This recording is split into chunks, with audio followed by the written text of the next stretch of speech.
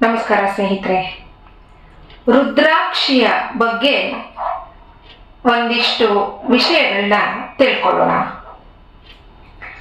ತ್ರಿಪುರ ಸಂಹಾರ ಕಾಲದಲ್ಲಿ ಭೂಮಿಯ ಮೇಲೆಲ್ಲ ಯುದ್ಧದಲ್ಲಿ ಮಡಿದು ಬಿದ್ದವರ ಶವಗಳನ್ನ ನೋಡಿದ ಪರಶಿವನ ಕಣ್ಣುಗಳಲ್ಲಿ ನೀರು ಬಂತಂತೆ.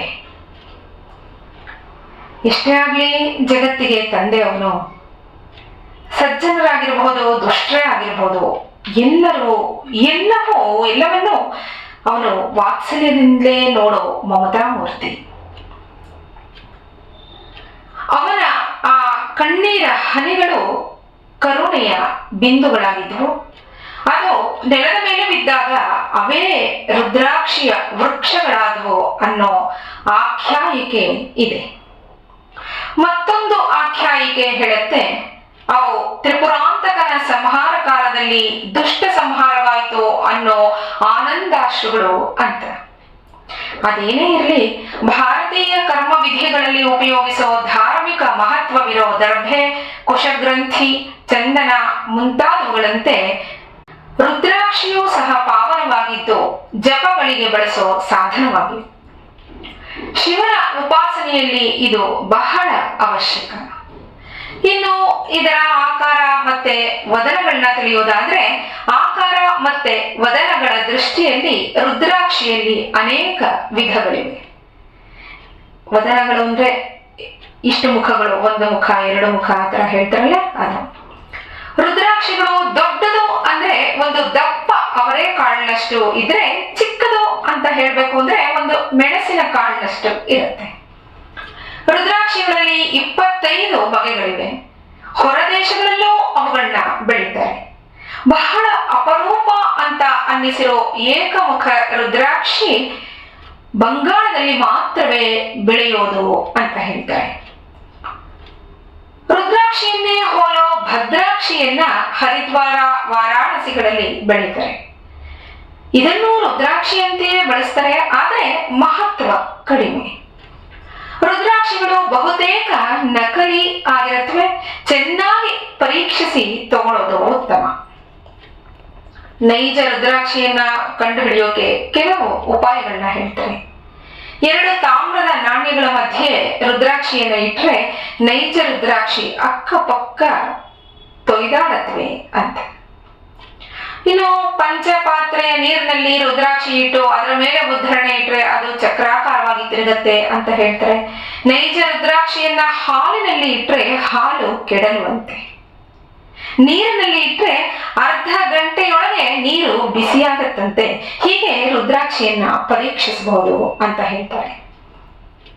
ಹಿಮಾಲಯದ ಶ್ರೇಣಿಗಳಲ್ಲಿ ಬೆಳೆಯುವ ರುದ್ರಾಕ್ಷಿಗಳೇ ಉತ್ತಮವಾಗಿದ್ದು, ರುದ್ರಾಕ್ಷಿ ಮರದ ಹಳೆಯ ಎಲೆಯ ಬುಡಗಳಲ್ಲಿ ಬಿಳಿ ಬಣ್ಣದ ಹೂ ಬಿಡುತ್ತೆ. ಕಾಯಿಗಳು ಒರಟಾಗಿ ದುಂಡಾಗಿ ಇರುತ್ತವೆ. ಈ ರುದ್ರಾಕ್ಷಿಗಳನ್ನ ನೀರಿನಲ್ಲಿ ನೆನೆಸಿ ಅದನ್ನ 2 ವರ್ಷಗಳ ಕಾಲ ನೆಲದಲ್ಲಿ ಹೂತಿಟ್ಟು ನಂತರ ಬಹಳ ಜಾಗರೂಕತೆಯಿಂದ ಅದರ ತಿರುಳನ್ನ ತೆಗೆದು ಬೀಜವನ್ನ ಶುದ್ಧ ಮಾಡಿ ನಯಗೊಳಿಸಬೇಕು. ಅಪರೂಪವಾಗಿ ರುದ್ರಾಕ್ಷಿಗಳಿಗೆ ಸ್ವಯಂ ರಂಧ್ರವೇ ಇರುತ್ತೆ. ಕೆಲವಕ್ಕೆ ರಂಧ್ರ ಮಾಡಬೇಕಾಗತ್ತೆ. ಅವಿವಾಹಿತ ಮಹಿಳೆಯರು ಪ್ರತಿ ಗಂಟೆಗೂ ಗಾಯತ್ರಿ ನಾಮ ಜಪ ಮಾಡಿ ಮೇಲು ಜಾಗಕ್ಕೆ ಹೆಚ್ಚಿನ ಜಪ ಮಾಡಿ ಮಾಲೆಯನ್ನ ಕಟ್ತಾರೆ ಅಂತ ಹೇಳ್ತಾರೆ. ರುದ್ರಾಕ್ಷಿಯ ಮೇಲ್ಮೈನಲ್ಲಿರೋ ರೇಖೆಗಳಿಗೆ ಮುಖ ಅಂತ ಹೇಳೋದು. 1 ರಿಂದ 25 ಮುಖಗಳಿರೋ ರುದ್ರಾಕ್ಷಿಗಳನ್ನ ಬೇರೆ ಬೇರೆ ಮಾಡಿ ಮಾಲೆಗಳನ್ನ ಕಟ್ತಾರೆ. ಒಟ್ಟಿಗೆ ಅದನ್ನ ನೆಲದಲ್ಲಿ ಹೂತಿಟ್ಬಿಟ್ಟಿರ್ತಾರೆ. ರುದ್ರಾಕ್ಷಿ ಬೆಳೆ ಬಂದ ತಕ್ಷಣ ನೆಲದಲ್ಲಿ 2 ವರ್ಷಗಳ ಕಾಲ ಹೂತಿಟ್ಟಿರ್ತಾರೆ. ಆಮೇಲೆ ಅದನ್ನ ಯಾವ ಮುಖ ಅಂತ ನೋಡಿ ಅದನ್ನ ವಿಂಗಡಣೆ ಮಾಡಿಕೊಂಡು ಆಮೇಲೆ ಮಾಲೆಗಳಾಗಿ ಮಾಡ್ತಾರೆ. ಇವುಗಳಲ್ಲೆಲ್ಲ ಒಂದೇ ಮುಖ ಇರೋ ಏಕಮುಖ ರುದ್ರಾಕ್ಷಿ ಬಹಳ ಪ್ರಭಾವಶಾಲಿಯಾಗಿದ್ದು, ಈ ಮಾಲೆಯನ್ನು ಧರಿಸೋನು ಬ್ರಹ್ಮಹತ್ಯಾ ಪಾಪವನ್ನೇ ಕಳ್ಕೊತಾನೆ ಅಂತ ಹೇಳ್ತಾರೆ. ಆದ್ರೆ ಇದು ಸಿಗೋದು ಬಹಳ ಕಷ್ಟ. ಇದು ಬಹಳ ಅಪರೂಪ. ಇದನ್ನ ಧರಿಸೋದ್ರಿಂದ ಸಕಲ ಸಂಪದಗಳನ್ನು ಪಡೆಯಬಹುದು. ಇನ್ನು ದ್ವಿಮುಖಿ ರುದ್ರಾಕ್ಷಿ ಗೌರಿ ಶಂಕರ ಅಂತ ಕರೆಯಲ್ಪಡುತ್ತೆ. ಇದು ಸಾಕ್ಷಾತ್ ಅರ್ಧನಾರೀಶ್ವರ. ಇದರ ಧಾರಣೆಯಿಂದ ಕಾಮಕ್ರೋಧಾದಿಗಳನ್ನ ಜಯಿಸಬಹುದು. ಕುಂಡಲಿನಿ ಶಕ್ತಿಯೂ ಕೂಡ ಜಾಗೃತವಾಗುತ್ತೆ ಅಂತ ಹೇಳ್ತಾರೆ. ತ್ರಿಮುಖ ರುದ್ರಾಕ್ಷಿಯಿಂದ ಐಶ್ವರ್ಯ ಪ್ರಾಪ್ತವಾಗುತ್ತೆ. ಇದು ಅಗ್ನಿ ಸ್ವರೂಪ. ಚತುರ್ಮುಖಿ ರುದ್ರಾಕ್ಷಿ ಧಾರಣೆಯಿಂದ ಸಂತಾನ ಪ್ರಾಪ್ತಿಯಾಗುತ್ತೆ. ಹಾಗೆ ಮುಖ್ಯವಾಗಿ ವಿದ್ಯಾರ್ಥಿಗಳು ಇದನ್ನು ಧರಿಸೋದ್ರಿಂದ ಗ್ರಹಣ ಶಕ್ತಿ ಜಾಸ್ತಿ ಆಗತ್ತೆ. ಇದು ಬ್ರಹ್ಮನ ಪ್ರತಿರೂಪ ಅಂತಾರೆ. ಪಂಚಮುಖ ರುದ್ರಾಕ್ಷಿ ಪಂಚ ಬ್ರಹ್ಮಗಳ ಸ್ವರೂಪ. ಆದ್ರಿಂದ ಈ ರುದ್ರಾಕ್ಷಿಯನ್ನ ಶಿವಕಾಲ ಸ್ವರೂಪ ಅಂತಲೂ ಕರೀತಾರೆ. ಇದು ಹೃದ್ರೋಗಗಳನ್ನ ನಿವಾರಿಸುತ್ತೆ, ಮಾನಸಿಕ ನೆಮ್ಮದಿಯನ್ನ ನೀಡುತ್ತೆ. ಷಣ್ಮುಖಿ ರುದ್ರಾಕ್ಷಿ ಕಾರ್ತಿಕೇಯನ ಸಂಕೇತವಾಗಿದ್ದು ವ್ಯಾಪಾರದಲ್ಲಿ ಪ್ರಗತಿ ಹಾಗೆ ವ್ಯಾಪಾರದಲ್ಲಿ ಜಯ ದೊರೆಯುತ್ತೆ. ರಕ್ತದೊತ್ತಡ ಅಪಸ್ಮಾರಾದಿಗಳಿಗೆ ಇದು ಬಹಳ ಒಳ್ಳೆಯದು. ಸಪ್ತಮುಖಿ ರುದ್ರಾಕ್ಷಿ ಕಾಮದೇವನ ಪ್ರತೀಕ. ಅಕಾಲ ಮರಣವನ್ನ ಇದು ತಪ್ಪಿಸುತ್ತೆ. ಅಷ್ಟಮುಖಿ ರುದ್ರಾಕ್ಷಿ ವಿನಾಯಕನ ಸಂಕೇತ, ಕುಂಡಲಿನಿ ಶಕ್ತಿಯನ್ನ ಜಾಗೃತಗೊಳಿಸುತ್ತೆ. ಯಾಕೆಂದ್ರೆ ಮೂಲಾಧಾರ ತತ್ವವನ್ನ ಪ್ರತಿನಿಧಿಸೋದು ಗಣೇಶನೇ, ಅಲ್ಲೇ ಗಣೇಶ ಇರೋದು ಅಂತ ಹೇಳೋದ್ರಿಂದ ಅಲ್ಲಿಂದ ಅಲ್ಲಿ ಸುಪ್ತವಾಗಿರೋ ಕುಂಡಲಿನಿ ಶಕ್ತಿಯನ್ನ ಇದು ಜಾಗೃತಗೊಳಿಸುತ್ತೆ ಅಷ್ಟಮುಖಿ ರುದ್ರಾಕ್ಷಿ. ಹಾಗೆ ಪಾರ್ಶ್ವವಾಯು ನಿವಾರಣೆ ಮಾಡುತ್ತೆ. ಬೇರೆಯವರಿಂದ ಮೋಸ ಆಗೋದನ್ನ ಇದು ತಡೆಯುತ್ತೆ. ನವಮುಖಿ ರುದ್ರಾಕ್ಷಿ ಜನಾರ್ದನನ ಪ್ರತೀಕ. ದುಷ್ಟ ಶಕ್ತಿಗಳಿಂದ ವಿಮೋಚನೆಯನ್ನ ಈ ರುದ್ರಾಕ್ಷಿಯನ್ನ ಧರಿಸೋದ್ರಿಂದ ಆಗತ್ತೆ. ಹಾಲಿನಲ್ಲಿ ಇದನ್ನ ಇಟ್ಟು ಆ ಹಾಲನ್ನ ಕುಡಿದ್ರೆ ನಾಯಿ ಕೆಮ್ಮು ಹೋಗುತ್ತೆ ಅಂತ ಹೇಳ್ತಾರೆ. ಏಕಾದಶಮುಖಿ ರುದ್ರಾಕ್ಷಿ ಶಿವನ ಏಕಾದಶ ರೂಪದ ಸಂಕೇತ. ಇದರ ಧಾರಣೆಯಿಂದ ಅಶ್ವಮೇಧ ಫಲ ದೊರೆಯುತ್ತೆ ಅಂತ ಹೇಳ್ತಾರೆ. ಹಾಗೆ ಸಾಂಕ್ರಾಮಿಕ ರೋಗ ನಿವಾರಣೆ ಇದರಿಂದ ಆಗುತ್ತೆ ಅಂತಾರೆ. ದ್ವಾದಶಮುಖಿ ರುದ್ರಾಕ್ಷಿ ದ್ವಾದಶಾದಿತ್ಯರ ಆವಾಸ ಸ್ಥಾನ. ಇದರಿಂದ ದೈವೀ ಪ್ರಭೆ ದೊರೆಯುತ್ತೆ. ಇಂದ್ರಿಯ ನಿಗ್ರಹ ಶಕ್ತಿ ಇದರಿಂದಲೇ ದೊರಕೋದು. ತ್ರಯೋದಶಮುಖಿ ರುದ್ರಾಕ್ಷಿ ಇಂದ್ರನ ಸ್ವರೂಪ. ಇದರಿಂದ ಪದವಿ ದೊರೆಯುತ್ತೆ. ಹಾಗೆ ಐಶ್ವರ್ಯ ಪ್ರಾಪ್ತಿಯಾಗುತ್ತೆ.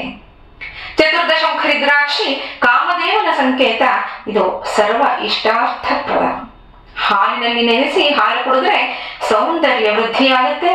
ಹೀಗೆ 25 ಮುಖಗಳ ಎಲ್ಲಾ ರುದ್ರಾಕ್ಷಿಗಳು ಒಂದೊಂದು ದೇವತಾ ಚೈತನ್ಯದ ಸಂಕೇತವಾಗಿದ್ದು ವಿವಿಧ ಫಲಗಳನ್ನ ನೀಡುತ್ತವೆ. ರುದ್ರಾಕ್ಷಿಯ ಸ್ಪರ್ಶನ, ದರ್ಶನ, ಧಾರಣೆ ಬದುಕಿನ ದಿಕ್ಕನ್ನೇ ಬದಲಾಯಿಸುತ್ತವೆ. ಅಂದ್ರೆ ಅಧ್ಯಾತ್ಮದೆಡೆಗೆ ನಮ್ಮನ್ನ ಕರ್ಕೊಂಡು ಹೋಗುತ್ತೆ. ಆಧ್ಯಾತ್ಮಿಕ ಜಪಸನವಷ್ಟೇ ಅಲ್ಲದೆ ಅಲೌಕಿಕ ಸಿದ್ಧಿ ಸಾಧನೆಗಳ ಸಂಕೇತವೂ ಇದಾಗಿದೆ. ಅದಕ್ಕೆ ಹೇಳ್ತಾರೆ ಅಷ್ಟೋತ್ತರ ಶತಮಾಲ ತತ್ರ ಸ್ಯಾದ್ ಉತ್ತಮೋತ್ತಮ ಅಂತ. ಅಂದ್ರೆ 108 ಮಣಿಗಳ ಮಾಲೆಯೇ ಶ್ರೇಷ್ಠ ಅಂತ ಶಿವಪುರಾಣ ಹೇಳುತ್ತೆ. ತತ್ಪುರುಷಾಯ ವಿದ್ಮಹೇ ಮಹಾದೇವಾಯ ಧೀಮಹಿ ತನ್ನೋ ರುದ್ರ ಪ್ರಚೋದಯಾತ್ ಅಂತ ಮಂತ್ರ ಪುರಸ್ಸರವಾಗಿ ರುದ್ರಾಕ್ಷಿ ಜಪಮಾಲೆಯನ್ನ ಧರಿಸಬೇಕು. ರುದ್ರಾಕ್ಷಿಯ ಬಗ್ಗೆ ಅನೇಕ ಗ್ರಂಥಗಳು ಹಲವಾರು ವಿಷಯಗಳನ್ನ ತಿಳಿಸುತ್ತವೆ. ರುದ್ರಾಕ್ಷೋಪನಿಷತ್ ರುದ್ರಾಕ್ಷಿ ಶಿವನ ಕಣ್ಣುಗಳಿಂದ ಉದ್ಭವವಾಯಿತು ಅಂತ ಹೇಳುತ್ತೆ. ಹಾಗೆ ರುದ್ರಾಕ್ಷ ಕಲ್ಪ, ರುದ್ರಾಕ್ಷ ಪರೀಕ್ಷಾ, ರುದ್ರಾಕ್ಷ ಧಾರಣ ಅನ್ನೋ ಕೃತಿಗಳು ನಮಗೆ ರುದ್ರಾಕ್ಷಿಯ ಬಗೆಗೆ ಹಲವಾರು ವಿಷಯಗಳನ್ನ ತಿಳಿಸ್ಕೊಡುತ್ತೆ. ರುದ್ರಾಕ್ಷಿಯ ಮೂರ್ತಿ ಸ್ವರೂಪ ಲಕ್ಷಣ ಮಹತಿಗಳನ್ನ ರುದ್ರಾಕ್ಷೋಪನಿಷತ್ತು ವಿವರವಾಗಿ ತಿಳಿ ಹೇಳುತ್ತೆ. ಇದು ಕಾಲಾಗ್ನಿ ರುದ್ರ ಹಾಗೆ ಭುಷುಂಡಿ ಋಷಿಗಳ ಸಂವಾದ ರೂಪದಲ್ಲಿದೆ. ಭುಷುಂಡಿ ರುದ್ರಾಕ್ಷಿ ಬಗ್ಗೆ ಕೇಳಿದ ಪ್ರಶ್ನೆಗಳಿಗೆ ಕಾಲಾಗ್ನಿ ರುದ್ರ ಉತ್ತರಿಸಿ ಅದನ್ನ ಧರಿಸೋದ್ರಿಂದ ದೊರಕೋ ಫಲಾಫಲಗಳನ್ನ ವಿವರಿಸ್ತಾನೆ. ಉಪನಿಷತ್ತಿನ ವಿವರಣೆಯಂತೆ ನೆಲ್ಲಿಕಾಯಿ ಗಾತ್ರದ ರುದ್ರಾಕ್ಷಿ ಅತ್ಯುತ್ತಮವಾದ್ದು. ಬದರಿ ಹಣ್ಣಿನ ಗಾತ್ರದ್ದು ಮಧ್ಯಮ ಫಲ ದೊರಕಿಸುತ್ತೆ. ಆಮೇಲೆ ಚಣಕ ಗಾತ್ರದ್ದು ಅಧಮ ಫಲವನ್ನ ನೀಡುತ್ತೆ ಅಂತ ಹೇಳ್ತಾರೆ. ಅಂದ್ರೆ ಸ್ವಲ್ಪ ದಪ್ಪ ಮಣಿಯ ರುದ್ರಾಕ್ಷಿಗಳನ್ನ ಧರಿಸಬೇಕು ಅಂತ ಹೇಳ್ತಾರೆ. 4 ಜಾತಿಯ 4 ವಿಧದ ರುದ್ರಾಕ್ಷಿಯ ಬಗ್ಗೆ ಈ ಉಪನಿಷತ್ತು ನಮಗೆ ವಿಷಯಗಳನ್ನ ತಿಳಿಸುತ್ತೆ. ರುದ್ರಾಕ್ಷಿಯನ್ನ ಯಾವಾಗಲೂ ಧರಿಸೋರು ಮದ್ಯ, ಮಾಂಸ, ಈರುಳ್ಳಿ, ಬೆಳ್ಳುಳ್ಳಿ ಸೇವನೆಯನ್ನ ವರ್ಜಿಸಬೇಕು ಅಂತ ಮುಖ್ಯವಾಗಿ ಇದು ನಮಗೆ ತಿಳಿಸುತ್ತೆ. ರುದ್ರಾಕ್ಷಿ ಪೂರ್ಣ ರೀತಿಯಲ್ಲಿ ಎಲ್ಲಾ ದೇವತೆಗಳ ಆವಾಸವಾಗಿದೆ. ಅದಕ್ಕೋಸ್ಕರವೇ ಈ ವರ್ಜ್ಯಗಳನ್ನ ಹೇಳಿರೋದು. ಹಾಲು ಅಥವಾ ನೀರಿನಲ್ಲಿ ಶುದ್ಧ ರೂಪದ ರುದ್ರಾಕ್ಷಿ ಮುಳುಗುವುದಿಲ್ಲ ಅಂತ ಹೇಳ್ತಾರೆ. ಅಂದ್ರೆ ಹಾಲಿನಲ್ಲಿ ಅಥವಾ ನೀರಿನಲ್ಲಿ ಒಂದು ರುದ್ರಾಕ್ಷಿಯನ್ನ ಪರೀಕ್ಷೆ ಮಾಡಬೇಕು ಅಂತ ಅಂದ್ರೆ ಒಂದು ರುದ್ರಾಕ್ಷಿಯನ್ನ ಹಾಕಿದ್ರೆ ಅದು ಮುಳುಗೋದಿಲ್ಲ, ತೇಲತ್ತೆ. ಬೇರೆ ರುದ್ರಾಕ್ಷಿಗಳು ಅಂದ್ರೆ ಶುದ್ಧವಲ್ಲದ ರುದ್ರಾಕ್ಷಿಗಳು ಮುಳುಗುತ್ತವೆ ಅಂತ ಹೇಳ್ತಾರೆ. ಇದು ಶುದ್ಧವಾದ ರುದ್ರಾಕ್ಷಿಯನ್ನ ಪರೀಕ್ಷಿಸೋ ಸರಳ ವಿಧಾನ. ಯಾಕೆಂದ್ರೆ ಸಾಮಾನ್ಯವಾಗಿ ಈಗ ಎಲ್ಲ ಅಂಗಡಿಗಳಲ್ಲೂ, ಈ ಚಿನ್ನ ಬೆಳ್ಳಿ ಅಂಗಡಿಗಳಲ್ಲಿ ರುದ್ರಾಕ್ಷಿ ಸರವನ್ನ ಮಾಡ್ಕೊಡ್ತಾರೆ. ಹಾಗೆ ನಾವು ದೇವಸ್ಥಾನಗಳಿಗೆ ಹೋದ್ರೆ ಆ ಮುಂದೆ ಅಂಗಡಿಗಳಿರುತ್ತಲ್ಲ, ಅಲ್ಲೆಲ್ಲ ರುದ್ರಾಕ್ಷಿಗಳನ್ನ ಮಾರ್ತಾ ಇರ್ತಾರೆ. ಯಾವುದು ಒಳ್ಳೆ ರುದ್ರಾಕ್ಷಿ ಅಂತ ನಮ್ಗೆ ಕಂಡುಹಿಡಿಯೋಕೆ ಕಷ್ಟವಾಗಬಹುದು. ಅದಕ್ಕೆ ಈ ಸರಳ ಉಪಾಯವನ್ನ ನಮಗೆ ಹೇಳಿದ್ದಾರೆ. ಸ್ನೇಹಿತರೆ, ರುದ್ರಾಕ್ಷಿಯ ಬಗ್ಗೆ ಒಂದಿಷ್ಟು ವಿಷಯವನ್ನ ತಿಳಿಸಿದ್ದೀನಿ. ಎಲ್ಲರಿಗೂ ಪರಮಾತ್ಮ ಒಳ್ಳೆಯದನ್ನ ಮಾಡಲಿ. ನಮಸ್ಕಾರ.